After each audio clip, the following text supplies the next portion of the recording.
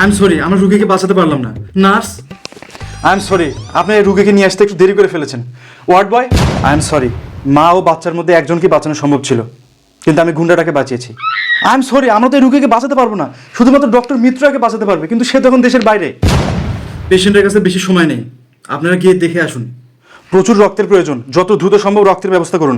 আর হ্যাঁ, মাথাব্বরি করে কিন্তু কাচের বোতলে রক্ত আনার চেষ্টা করবেন না, গুন্ডারা কিন্তু কাচের বোতল ভাঙার অবশ্যই চেষ্টা করবে, ঠিক আছে? পেশেন্টের সাথে কোনোভাবেই কথা বলা যাবে না, আর আপনারা আসছেন বয়ান নিতে। আই এম সরি, শুধু মায়ের দোয়া একে বাঁচাতে পারবে। অপারেশনের জন্য 1 লক্ষ টাকা দরকার, যত দ্রুত সম্ভব ম্যানেজ করুন, তাছাড়া আমরা অপারেশন শুরু করতে পারবো না। নার্স, প্লিজ কেউ পুলিশকে ডাক দেন, এটা তো পুলিশ কেস, আমরা এই পেশেন্টকে কখনোই হাত দিতে পারবো না। আই এম সরি, গুলি একদম হার্টকে টাচ করে চলে গেছে।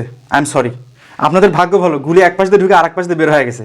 কংগ্রাচুলেশন, আপনাদের মেয়ে হয়েছে। কিন্তু আমাদের পেশেন্টের পেটে তো চাকু লাগছে। ও, আই এম সরি, আপনাদের রুগী টপকায় গেছে। পেশেন্টের একটা কিডনির প্রয়োজন, তাড়াতাড়ি বলেন ডোনার কে হবেন। সময় কিন্তু একদমই নাই, মানে আমি গোপাল ভাত দেখবার ভাত খাবো। আপনাদের মধ্যে রিয়াকে, পেশেন্ট শুধু রিয়া করতেছে, একমাত্র রিয়াই তাকে বাঁচাতে পারবে।